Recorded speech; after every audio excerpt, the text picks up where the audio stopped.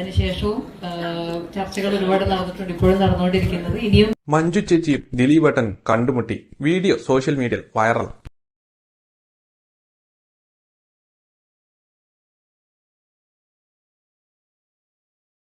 പതിനൊന്ന് വർഷങ്ങൾക്ക് ശേഷം ഇരുവരും കണ്ടുമുട്ടുന്നത് മീനാക്ഷിക്ക് ഇത് കണ്ട് കണ്ണു നിറഞ്ഞു കാണും. എന്തായാലും അച്ഛനും അമ്മയുമല്ലേ, വീഡിയോ കണ്ടവരുടെ കണ്ണും മനസ്സും നിറഞ്ഞു.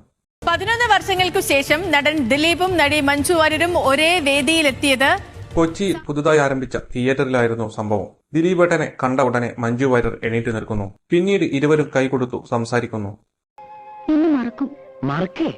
മറന്ന എനിക്കല്ലേ നഷ്ടം, ഈ കണ്ണും ചിരിയും പാട്ടും. മുൻപ് ദിലീപും കുടുംബവും പങ്കെടുത്തിരുന്ന സുരേഷ് ഗോപിയുടെ മകളുടെ വിവാഹം, കാളിദാസ് ജയറാമിന്റെ വിവാഹ ആഘോഷങ്ങൾ തുടങ്ങിയ പ്രധാന ചടങ്ങുകളിലൊന്നും മഞ്ജു വാര്യർ പങ്കെടുത്തിരുന്നില്ല.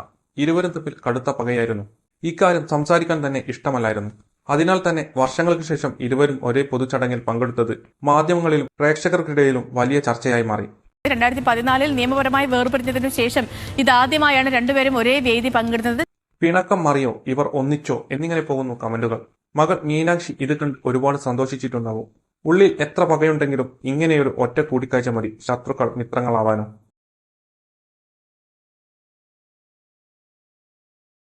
എന്തായാലും കാവ്യക്ക് ഇത് അത്ര പിടിച്ചിട്ടുണ്ടാവും എന്ന് തോന്നുന്നില്ല.